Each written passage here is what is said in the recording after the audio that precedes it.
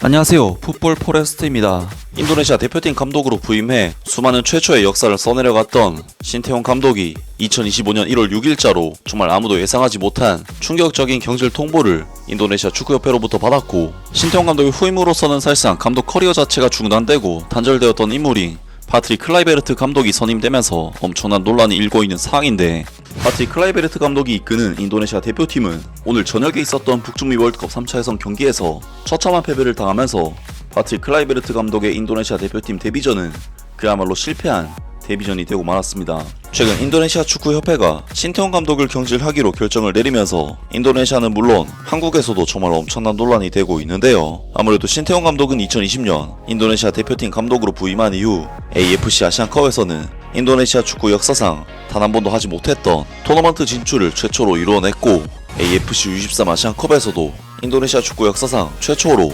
4강전에 진출을 하면서 올림픽 본선 진출 문턱까지도 갔었고, 피파 월드컵에서도 2차 예선을 넘어 3차 예선에 진출한 것이 신태용 감독 체제에서 처음 있는 일이었기 때문에 온갖 메이저 대회에서 역사상 최초의 업적들을 달성한 신태용 감독을 경질시키는 결정은 정말 충격적이지 않을 수가 없는 사건이었습니다. 물론 신태용 감독이 이번 아세안컵에서 유망주들만을 기용해 대회를 말아먹은 것은 맞지만, 솔직히 위상이 낮은 대회이기 때문에 새로운 선수들을 발굴하기 위해 그러한 선택을 한 것인데, 이전에 수많은 메이저 대회에서의 성과를 드보잡 대회에서의 부진으로 지워버린다는 것이 정말 도저히 납득이 안 되는 부분인데요. 하지만 그러거나 말거나 인도네시아 축구협회에서는 신태용 감독을 경질시킨 뒤 빠르게 움직이면서 감독 후보군을 무려 3명이나 알아볼 정도로 다음 감독 선임에 대한 작업을 일찌감치 시작했고, 결국 인도네시아 대표팀은 파트릭 클라이베르트 감독을 선임해 새로운 체제를 빠르게 확립했는데요. 하지만 파트릭 클라이베르트 감독을 신임 감독으로 선임한 선택은 현재 인도네시아 내에서도 전혀 지지를 얻지 못하고 있는 상황인데,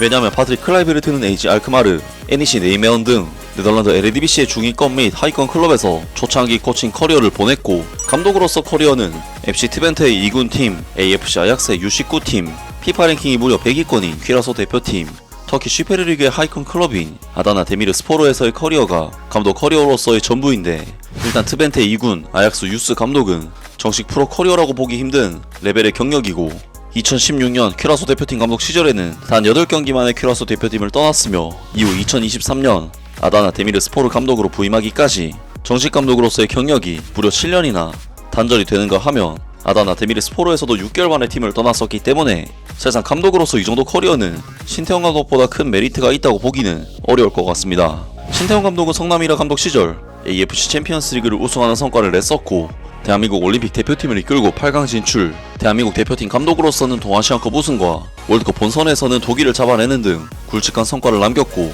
파트릭 클라이베르트처럼 감독 경력 단절도 거의 없었기 때문에 고작 클라이베르트 정도의 감독을 선임하자고 신태용 감독을 경질시킨 선택은 이해하기 힘든 부분은 있는데요. 파트릭 클라이베르트 감독으로서는 현재 자신에 대한 여론이 워낙에 안 좋은 상황이기 때문에 빠르게 결과를 내는 것이 가장 중요할 것으로 보이는데, 파트릭 클라이베르트 감독이 이끄는 인도네시아 대표팀은 오늘 저녁에 있었던 북중미 월드컵 3차 예선 경기에서 처참한 패배를 당하면서 파트릭 클라이베르트 감독의 인도네시아 대표팀 데뷔전은 그야말로 실패한 데뷔전이 되고 말았습니다. 인도네시아 대표팀은 바로 오늘 저녁 호주 대표팀과의 원정 경기를 통해 2026 북중미 월드컵 3차 예선 7차전 경기를 치르게 됐었고, 인도네시아 대표팀은 신태용 감독 시절 3위까지 순위를 끌어올려 놓은 상황이기 때문에 인도네시아 입장에서는 이번 경기를 최소 비기기만 해도 4위권 수성을 안정적으로 이끌어낼 수 있고, 호주 대표팀 입장에서는 이번 경기를 승리로 장식한다면 월드컵 다이렉트 진출권인 2위권을 지켜낼 수 있다는 부분에서 이번 경기는 양팀 모두에게 승리하는 것이 굉장히 중요한 경기라고 할 수가 있었는데요. 때문에 인도네시아 대표팀은 당연히 이번 경기에서 핵심 주전급 선수들을 총출동시키면서 경기에 나섰는데, 인도네시아 대표팀은 이미 20명 가까이 네덜란드 출신 선수들을 귀화를 시켰지만, 이번 경기에서는 팀 제임스, 올레 로메니 등 새로운 귀화 선수들까지 명단에 포함하면서 더욱 강력해진 라인업으로 호주 대표팀을 상대했습니다. 반면 호주 대표팀은 수비의 핵심 축이라고 할 수 있는 해리 수타, 그리고 미드필드진의 핵심 선수인 라일리 맥그리 등 주축 선수를 일부 빠진 라인업으로 오늘 인도네시아 대표팀을 상대했는데요. 그리고 이번 경기에서 인도네시아 대표팀은 호주 대표팀을 상대로 역시나 객관적인 전력 면에서 이제는 거의 밀리지 않는 팀이다 보니 처음부터 호주 대표팀을 상대로 거의 대등한 수준의 에너지 레벨과 함께 상당히 타이트하게 호주를 상대로도 공격적으로 경기에 나섰는데, 전반전 볼점률이 62대 38, 슈팅 숫자는 4대 5라는 수치가 나올 정도로 인도네시아 대표팀은 호주 대표팀이라는 강력한 팀을 상대로 심지어 원정 경기를 치렀지만 굉장한 선전을 보여줬습니다. 호주 대표팀은 인도네시아 대표팀에 예상 외의 공격적인 템포에 생각보다는 초반에 당황하는 모습을 보였고,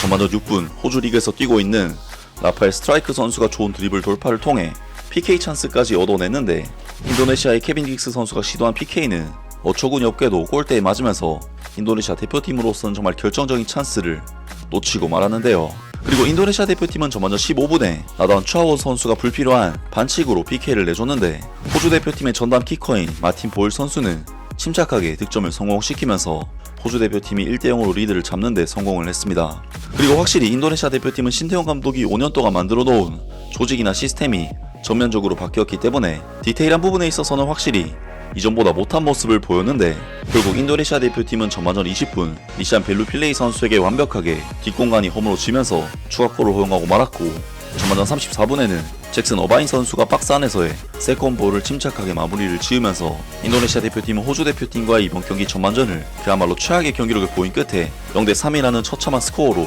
마무리를 했습니다. 그리고 전반전에 그야말로 모래알처럼 무너진 인도네시아 대표팀은 후반전에도 호주 대표팀에게 전혀 저항하지 못하는 모습을 보였는데, 후반전 60분 호주 대표팀은 코너킥 상황에서 루이스 밀러 선수가 헤더로 추가 득점을 터뜨렸고, 어느새 양팀의 경기 스코어는 4대0이라는 정말 압도적인 차이로 벌어지고 말았는데요. 인도네시아 대표팀은 이후 원래 로메니 선수가 만회골을 터뜨리긴 했지만 4골 차이의 격차는 좁히지 못하면서 이번 경기를 패배로 마무리했습니다. 사실 인도네시아 대표팀은 신태용 감독 체제에서는 대량 실점을 허용하면서 참패를 당한 경기는 거의 없었기 때문에 첫 경기부터 대량 실점으로 패배를 당한 파트릭 클라이베르트 감독의 행보는 충격적이라고 밖에 할 수가 없을 것 같습니다. 그리고 인도네시아 대표팀은 이번 경기 패배로 인해 1승 3무 3패를 기록, 3위였던 순위는 무려 5위까지 떨어지면서 2022 북중미 월드컵 탈락 위기에 놓이고 마는 최악의 결과를 얻고 말았습니다. 물론 인도네시아 대표팀은 이번 경기에서 호주 대표팀을 원정에서 상대를 했기 때문에 어려움이 있었고, 홈에서의 경기와는 비교하기가 힘들겠지만, 신태용 감독은 저렇게 강력한 호주 대표팀을 상대로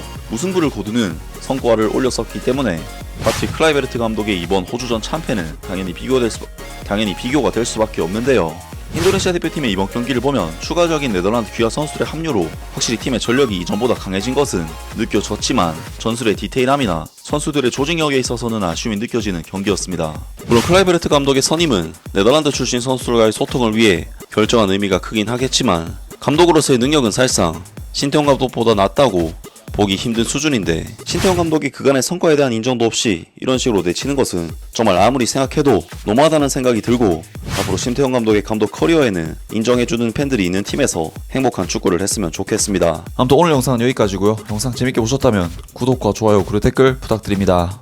감사합니다.